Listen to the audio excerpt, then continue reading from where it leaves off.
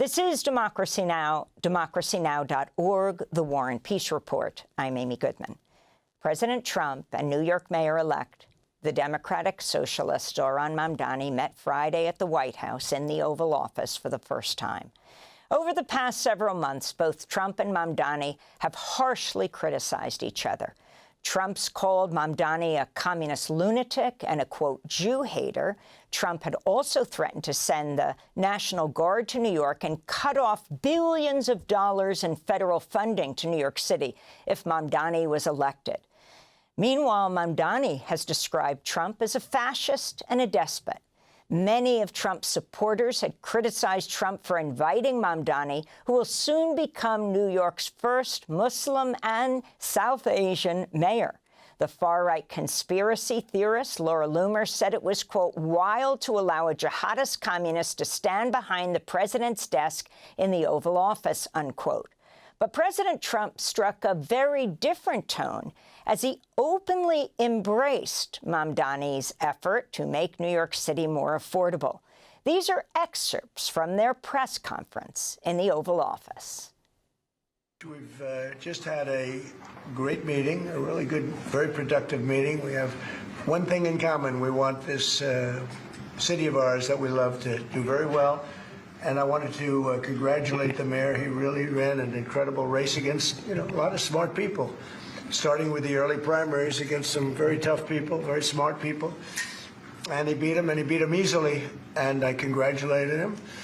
And we talked about some things in very strong common, like housing and getting housing built, and food and prices, and the price of oil is coming way down. Anything I do is going to be good for New York. If I can get prices down, it's good for New York. And we've got them down, way down from last year. We have, as you know, I've been saying to a lot of people, Walmart said that Thanksgiving this year is exactly 25% less than last year. So that's good for New York, good for everybody. But I just want to congratulate. I think you're going to have, hopefully, a really great mayor. The better he does, the happier I am, I will say. There's no difference in party. There's no difference in anything. And we're going to be helping him to make everybody's dream come true, having a strong and very safe New York. And congratulations, Mr. Mayor. Thank you, Mr. President. Thank you. I appreciate it. Please. I appreciated the meeting with the president, and as he said, it was a productive meeting focused on a place of shared admiration and love, which is New York City, and the need to deliver affordability to New Yorkers, the 8.5 million people who call our city their home, who are struggling to afford life in the most expensive city in the United States of America. We spoke about rent, we spoke about groceries, we spoke about utilities, we spoke about the different ways in which people are being pushed out, and I appreciated the time with the president, I appreciated the conversation. I look forward to working together to deliver that affordability for New Yorkers. Mr. Mamdani, it sounds like you had a productive discussion, but just days ago you referred to President Trump as a despot who betrayed the country. You said you'd be his worst nightmare and accused him of having a fascist agenda. Are you planning to retract any of these remarks in order to improve the relationship? I think both President Trump and I, we are very clear about our positions and our views, and what I really appreciate about the president is that the meeting that we had focused not on places of disagreement, which there are many, and also focused on the shared purpose that we have in serving New Yorkers. And frankly, that is something that could transform the lives of the 8.5 million people who are currently struggling under a cost of living crisis, with 1 in 4 living in poverty. And the meeting came back again and again to what it could look like to lift those New Yorkers out of struggle and start to deliver them a city that they could do more than just struggle to afford it, but actually start to live in it. And I've been called much worse than a despot, so it's not that insulting. Maybe I think he'll change his mind after we get to working together. You threatened to send federal troops to New York City. You both have differences when it comes to ICE agents in New York City. Mr. Mamdani, you called ICE a rogue government entity. I wonder how you reconcile your differences on both of those issues. Well, I think we're going to work them out, and I think that if we have known murderers and known drug dealers and some very bad people, we want to get them out. And the mayor wants to have peace. We discussed this at great length, actually, maybe more than anything else. He wants to have a safe New York. Ultimately, a safe New York is going to be a great New York. I want to ask the mayor-elect about a House resolution just passed overwhelmingly to condemn socialism, including with 86 Democrats, all of House Dem leadership, and the minority leader, Hakeem Jeffries, despite his endorsement of you. What's your reaction to that? I have to be honest with you, I focused very little on resolutions. Frankly, I've been focusing... Condemn socialism. I understand. I think the focus is on the work at hand. I can tell you I am someone who is a democratic socialist. I've been very open about that. And I know there might be differences about ideology, but the place of agreement is the work that needs to be done to make New York City affordable. That's what I look forward to. And I want to clarify your answer to Stephen Nelson. He asked about your comment calling the president a fascist, and your answer was, both President Trump and I have been clear about our positions and our views. Are you affirming that you think President Trump is a fascist? I've spoken about... That's okay. You can just say yes. Okay. So. Okay. It's easier. It's easier than explaining it. I don't mind. Excerpts of President Trump and New York Mayor-elect Zohran Mamdani at the White House Friday. On Sunday, Mayor-elect Mamdani appeared on Meet the Press. He was interviewed by Kristen Welker. Mr. Mayor-elect, just to be very clear, do you think that President Trump is a fascist? And after President Trump said that, I said yes. And so you do? And that's something that I've said in the past. I say it today. And I think what I appreciated about the conversation that I had with the president was that we were not shy about the places of disagreement about the politics that has brought us to this moment. And we also wanted to focus on what it could look like to deliver on a shared analysis of an affordability crisis for New Yorkers. You've also said in the past that President Trump has engaged in a, quote, attack on our democracy. You've called him a despot. Do you still believe President Trump is a threat to the democracy? Everything that I've said in the past, I continue to believe. And that's the thing that I think is important in our politics, is that we don't shy away from where we have disagreements, but we understand what it is that brings us to that table. Because I'm not coming into the Oval Office to make a point or make a stand. I'm coming in there to deliver for New Yorkers. And a few weeks ago, I was asked by a reporter 3 words to describe myself. I said, New York City. And that's what animated that conversation. How do we deliver for the people of New York City? We're joined right now by Ross Barkan, journalist, author, columnist for the New York Magazine. His latest book is Fascism or Genocide: How a Decade of Political Disorder Broke American Politics. His most recent piece for New York Magazine is titled Zohran Mamdani is a Mayor for a New Age in New York City. He's now writing a book for Random House on Mamdani's rise. In 2018, Ross Barkan ran for New York State Senate. Zohran Mamdani served as his campaign manager. Ross Barkan, welcome back to Democracy Now! You know Zohran Mamdani very well. Talk about the significance of this meeting at the White House on Friday. Well, it was obviously a remarkable meeting. You, going in, don't expect them to be so chummy. And the tableau was certainly jarring, but I would say there were reasons that they were able to get along. I do think Trump respects Mamdani because he's been successful, because he's built a movement behind him, because he's charismatic, because he subverted his political establishment. Trump did the same thing on the Republican side. So I do think Trump has less respect for establishment Democrats like Chuck Schumer and Hakeem Jeffries. He looks to Mamdani. He sees someone who is new. He's a fresh face. They're certainly going to battle.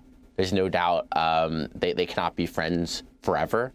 But it was notable, and it does help New York City if Trump is less antagonistic towards Mamdani. The idea is to have Trump do as little damage as possible to New York City. That was the goal of the meeting. So far for Mamdani, so good.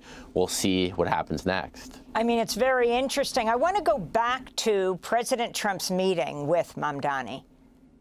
We discussed ICE and New York City, and I spoke about how the laws that we have in New York City allow for New York City government to speak to the federal administration for about 170 serious crimes. The concerns that many New Yorkers have are around the enforcement of immigration laws on New Yorkers across the 5 boroughs, and most recently we're talking about a mother and her 2 children, how this has very little to do with what that is. Mr. Mamdani, What we did is we discussed crime more than ICE per se. We discussed crime, and he doesn't want to see crime, and I don't want to see crime, and I have very little doubt that we're not going to get along on that issue. He wants to, and he said some things that were very interesting as to housing construction, and he wants to see houses go up. He wants to see a lot of houses created, a lot of apartments built, etc. And you know, we actually people would be shocked. But I want to see the same thing. So let's unpack this. From the threat of sending ICE agents and federal troops into New York, whether you think this is going to happen, to the issue of housing and affordability and whether or not they see the same thing. President Trump saying he could see living in the New York City of Mayor Mamdani. Well, I've long thought that Trump was going to send the National Guard into New York City under Mamdani administration. One thing about this meeting is that could have changed that seemingly inevitable future. We'll find out. I mean, Trump is extremely mercurial, so one can't really know. But if Mamdani can successfully keep the National Guard out of New York City, that's certainly a victory for him. As for the ICE incursions, I mean, that's going to be fascinating because the real vicious use of ICE has been a hallmark of Trump's second term under Tom Homan. So I still find it hard to believe ICE will simply retreat out of New York City. But if Mamdani has a dialogue with Trump, perhaps New York can avoid the fate of a Chicago, where ICE has really been wreaking havoc day in and day out, in other cities as well. And if they continue to have this dialogue, if they continue to have a relationship, perhaps ICE is less determined to wantonly arrest people. I still don't know if Mamdani will be able to keep Trump at bay in that way. It's just hard to know. But certainly the meeting was productive. Then in terms of housing, it's very interesting. I mean, Trump is a developer at heart, so he understands the language of building, that you have to build more housing. I don't know if that means the federal government will be helpful in any way. I don't really expect it. But it showed there was some commonality there. So let me ask you about what happened right before their meeting at the White House.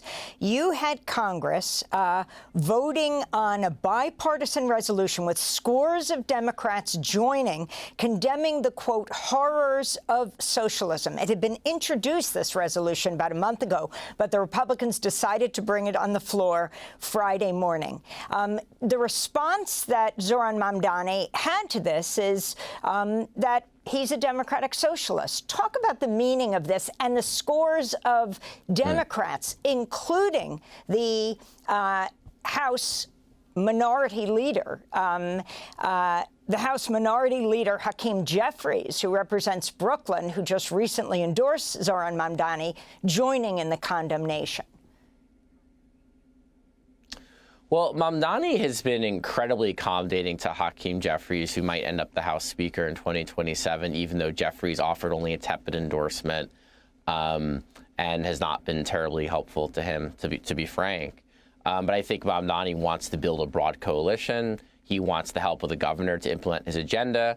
Kathy Hochul and Hakeem Jeffries are close, so I think it's important to maintain those ties for him to deliver on his agenda. I mean, the reality is that the Republicans who really wanted to upset or discombobulate Mamdani failed.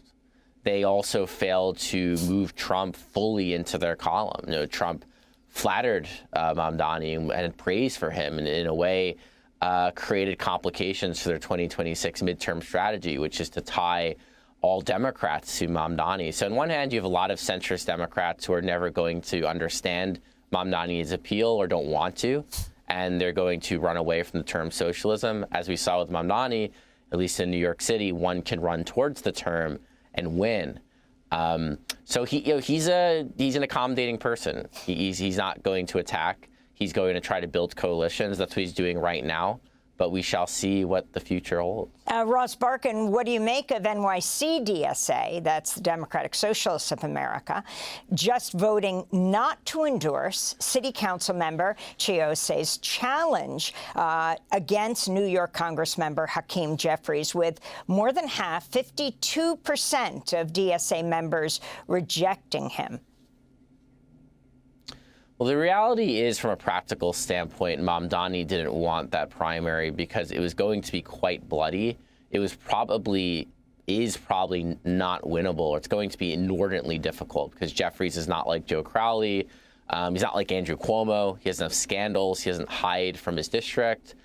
Also, Chiose himself is not really a member of DSA. He joined very recently, so there was excitement around him, and there's a lot of rank and file who want to take on Hakeem Jeffries, who's very pro-Israel and who's a centrist.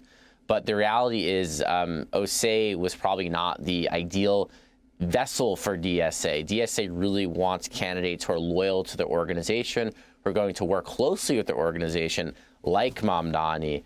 I think there is distrust towards OSE, and also OSE didn't quite make the case that he could defeat Hakeem Jeffries. If you're going to undertake a primary like that, that's going to be incredibly divisive and maybe worthy, but also very tough, you've got to show you can win.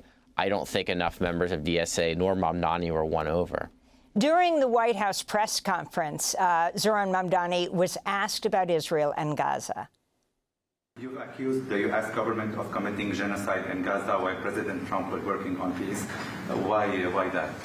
I've spoken about the Israeli government committing genocide, and I've spoken about our government funding it. And I shared with the president in our meeting about the concern that many New Yorkers have of wanting their tax dollars to go towards the benefit of New Yorkers and their ability to afford basic dignity. And what we see right now is we're in the 9th consecutive year of more than 100,000 school children being homeless in our city. And there's a desperate need not only for the following of human rights, but also the following through on the promises we've made New Yorkers. And I appreciated the meeting we had and the work that we can do. Mayor-elect Zohran Mamdani. Ross Barkan, you're the author of the book Fascism or Genocide, How a Decade of Political Disorder Broke American Politics. The significance of the mayor-elect talking about Israel's assault on Gaza as a genocide and standing by what he has been saying now for several years.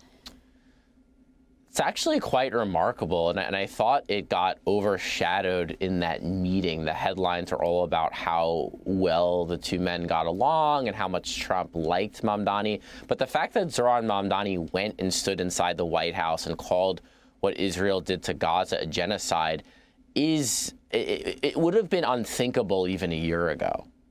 When you think of how much the paradigm has shifted around Israel and Gaza and Palestine, I mean, this is something that, you know, for Israel hawks should be particularly concerning, and for the pro-Palestine left should be exciting. I mean, this is really a moment I do think we'll look back on as a time when politics truly shifted in this country, because Mamdani did not back down, and also Trump did not criticize him for saying that, and that's the other part of this that really jumped out to me. Trump did not rush to defend Netanyahu, and Trump is obviously, you know, very much an Israel hawk and very much a defender and enabler of the Netanyahu regime. But the fact that even he himself is willing to permit that kind of criticism, and the fact that he himself is even weary of the Netanyahu war to some degree, I mean, shows that there has been a true shift on the ground. Ross Barkan, I want to thank you for being with us. Journalist, author, columnist for New York Magazine, now writing a book on Zohran Mamdani. Thanks for watching Democracy Now! On YouTube. Subscribe to the channel and turn on notifications to make sure you never miss a video. And for more of our audience-supported journalism, go to democracynow.org, where you can download our news app, sign up for our newsletter, subscribe to the daily podcast, and so much more.